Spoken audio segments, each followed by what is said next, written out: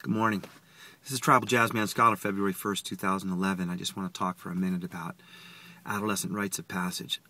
One of the qualities of the transitional time in youth, aside from the obvious physical changes of adolescence, is there's incredible emotional, cognitive, spiritual changes that take place at that time, and they're less visible to the outsider, but they're happening within the child, and they're creating a tremendous sense of yearning, a sense of purpose, sense of destiny, and desire for transformative experiences. This energy of youth was met in tribal societies by the elders, same-gender elders who would take a group of early adolescents at a certain point in their lives and take them out for the ordeals of transition, the rites of passage that might last anywhere from several days to a month. And during this time, the youth would be transformed, not just in terms of their experience and their status, but they would even have a change of dress, possibly facial scarring, tattooing, new names, and they return to the tribe transformed. But part of what allows this transformative experience is the ordeals that are part of the rite of passage.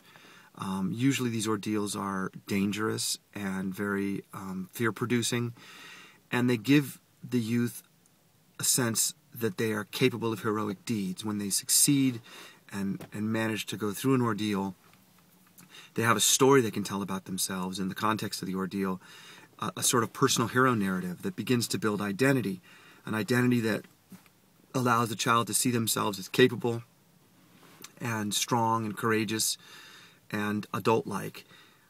Our youth in our modern world give each other these kinds of ordeals and experiences, and then they relate them among themselves. And the transition to adulthood and the involvement of adults is minimal, if existent at all. But it's a critical feature of adolescence in tribal societies.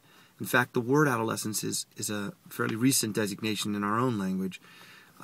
Children would be children, and they would become adults by the time of early teens, and we created the word adolescence in the late 1800s.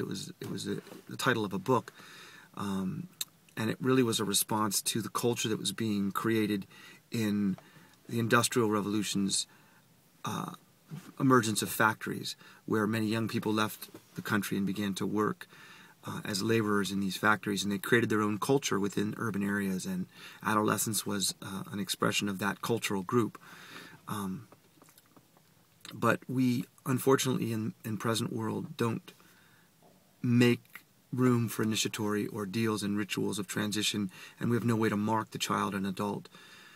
There's no change of status, so we have vestiges of it in a bar mitzvah or a sweet 16 or a communion, coming of age. But we really neglect that transitional moment, and adolescents scramble to find a way to create a personal identity, and it's very often done in the absence of watchful elders and adults. And that situation is the root of many of the problems we experience in present world, not least of which are problems in the adult world, where we have fully grown members of society physically and in terms of age. We have olders, but a lack of authentic elders, people who have actually been transitioned. So we see a lot of adolescent regression among adults. We see infantile behaviors, tantrums, things of that nature that really have no place in the adult world. But it's sort of that these adults are experiencing a prolonged adolescence in the absence of transition rituals. So another set of ideas for us to ponder, and I hope you'll join me again. Thanks.